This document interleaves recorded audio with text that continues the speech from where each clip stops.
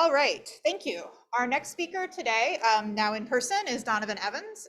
Donavon has joined us this summer from San Francisco State University. He's been working with Kyle over the summer, and today he'll tell us about their project together using LISA to detect binary black holes from globular clusters.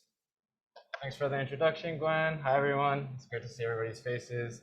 Hello to anyone on Zoom as well. So yeah, let's get straight into it. Gravitational wave astronomy. This is a relatively new area of study with the first observation taking place in 2015. Within the last 10 years, one of the most exciting developments has been detecting gravitational waves utilizing LIGO. And similar to LIGO, LISA will also detect gravitational waves once launched. So here we have a picture of LIGO and its facility.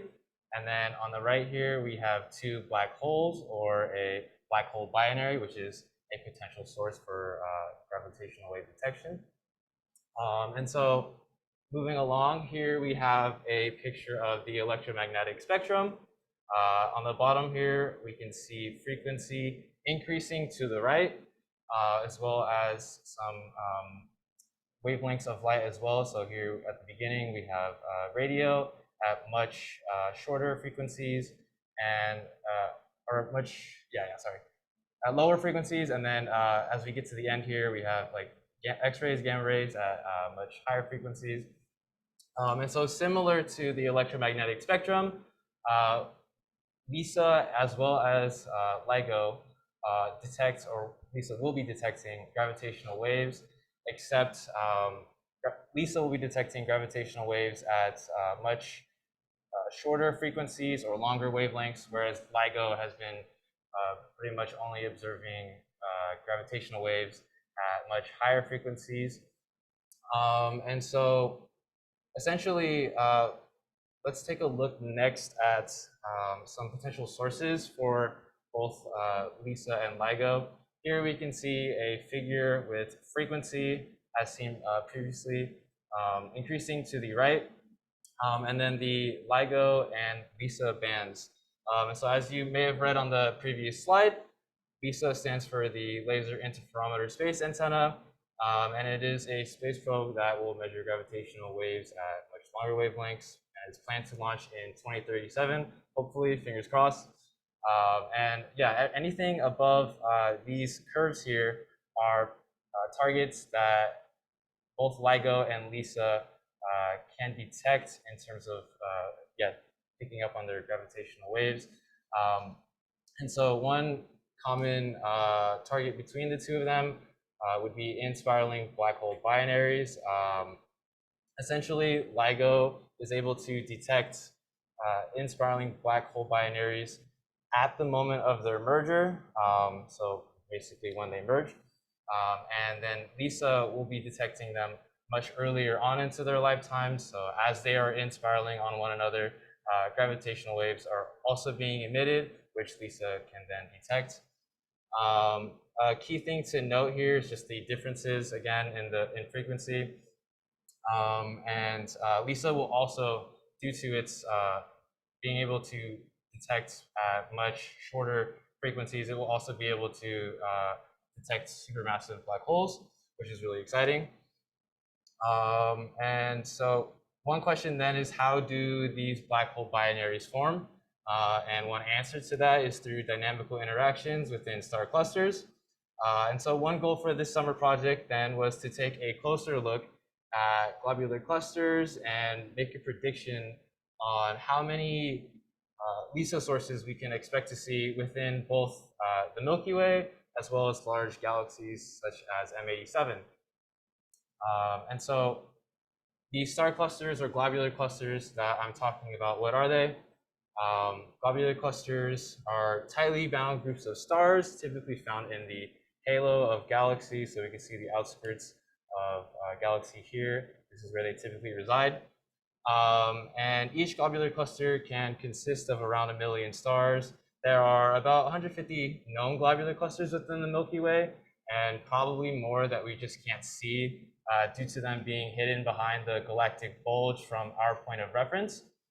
And so now that we have some understanding, let's also just take a closer look. This is what we can see in a star cluster pictured by NASA. And then here are just some of the typical properties that I mentioned previously.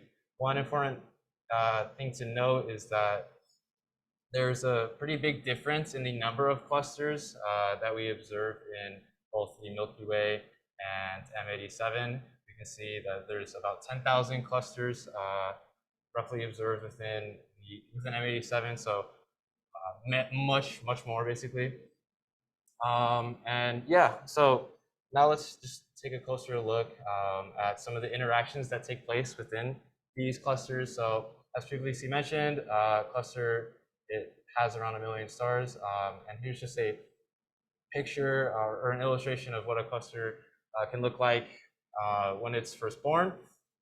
So we can see that there are main sequence stars as well as black holes scattered throughout the cluster. And as this star cluster evolves over time, the most dense objects sink to the center, similar to how liquids of different densities in a cup will sink to the bottom, if they're more dense, that is. And so as black holes move towards the center and get closer to one another, they form gravitationally bound pairs, as seen here. And as the distance between these pairs decreases, the gravitational wave signal that they emit as they inspiral also becomes stronger. And so just to provide a little bit more context, in a typical cluster, we observe roughly 100 binary black hole mergers from simulations. And so speaking of these simulations that we're using, what are they? So CMC, or Cluster Monte Carlo, is essentially code that Kyle's team, as well as his thesis advisor and 30 others, have developed to address the gravitational n-body problem. That problem being, how does a system of n number of particles, or in our case stars, and other compact objects, how do they interact via the gravitational force and then evolve over time? And so for my project, I utilize a catalog of models to make predictions on the gravitational wave emissions that we can expect to see within the Milky Way and M87. And so here's a plot that I created based on this catalog of models. Let's just go through the axes real quick. So on the x-axis, we have virial radius, which is the approximate size of the cluster in parsecs. And then on the y-axis, we have the number of binary black hole mergers. And then if we take a look at the legend here, we can see the number of stars in a given model cluster. So in blue, we have much less stars than, as opposed to like purple here at the bottom. And what we notice is that as a cluster is smaller, so much smaller virial radius, we can tend to see a lot more mergers taking place as opposed to when its virial radius is larger. And as the number of stars increases, the number of binary black hole mergers also increases. So finding sites for these mergers is crucial for identifying potential gravitational wave sources for LISA. And so one question then that we had was, given the number of mergers, how many lower frequency LISA sources can we expect? And so then the next step was to take this catalog of models and to estimate the number of black hole binaries in both M87 and the Milky Way.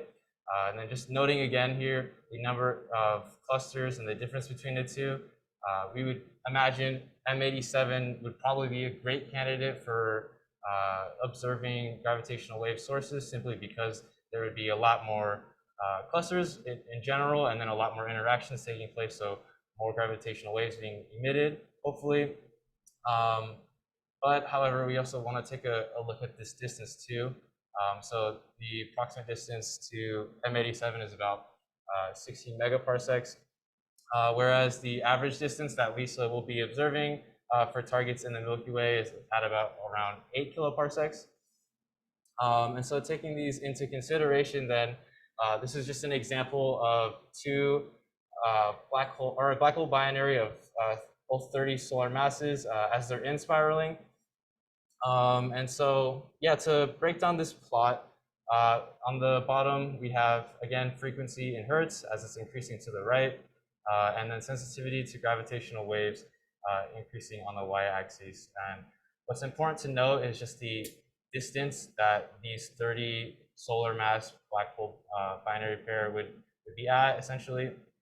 And so for, say at around like 10 to the -4 hertz, we can see that at any of these distances, none of these signals can be resolved. If you remember me mentioning previously, anything above the LISA noise curve is essentially what can be resolved by LISA. So this is the region that we want to look at. And what's interesting to note then is that the distance is inversely proportional to the gravitational wave signal. So essentially a greater height above this LISA noise curve corresponds to us being able to resolve the gravitational wave signal a lot easier. And that kind of follows what we're seeing here in this plot. Basically, at much closer distances, we can see that the signal is much stronger as opposed to like M87, for example, which is much further away, and it's a lot harder to resolve this signal. So in order to resolve a gravitational wave signal, we needed an SNR greater than 5, otherwise we deemed it as being unresolvable. And so more on just like the signal to noise ratio. In M87, there are about 14,000 potential sources, and in the Milky Way, there are about 300 potential sources. And so this is essentially a plot of the signal to noise ratio for all of our potential sources, both M87 and the Milky Way. And yeah, what we were most interested in determining was how many of these sources can be resolved above an SNR of 5. And what we can see is that most of these sources actually lie below the SNR greater than 5, actually 0 for M87, but we were able to resolve 3 sources for the Milky Way. And so this is like going back to that point of the distance, basically. If M87 is really far away, it's going to be much harder to resolve these signals. And so that's kind of why we're seeing 0 here. And so, yeah, based on this catalog of cluster models, we predicted to expect 3 sources within the Milky Way at an SNR greater than 5, or an SNR that's actually resolvable, and then 0 sources within M87 at an SNR greater than 5. So essentially none that we would be able to see.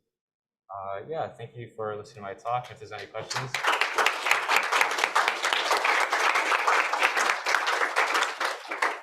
Questions for Donavon?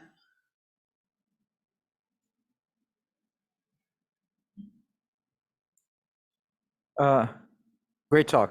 Thank you. I am kind of amazed on the difference between the number Sorry, of. say that again? I'm kind of amazed by the difference in the number of clusters between M87 and the Milky Way, and the difference in possible candidates. Mhm. So can you tell me why is it that M87 has so much more globular clusters than the Milky Way? Yeah, it's a large elliptical galaxy. I think it's actually maybe the largest elliptical galaxy that we know of.